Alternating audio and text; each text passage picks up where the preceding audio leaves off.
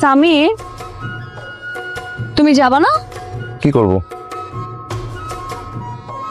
মানে তুমি যাওয়ার জন্য আসোনি? না, যাওয়ার জন্যই তো আসলাম। না গেলে তো তোমাকে আমি ট্যাক্সি করে পাঠিয়ে দিতে পারতাম। তো বসে আছো কেন? চলো। চলো। আই দাঁড়ো, মানে তুমি শার্টের বোতাম এভাবে খোলা রেখে ভিতরে যাবা? আমি তো এভাবেই পড়ি। এইভাবে পড়তে এখন পড়া যাবে না, এটা তোমার শ্বশুর বাড়ি সামির। উফ, বোতাম লাগাও।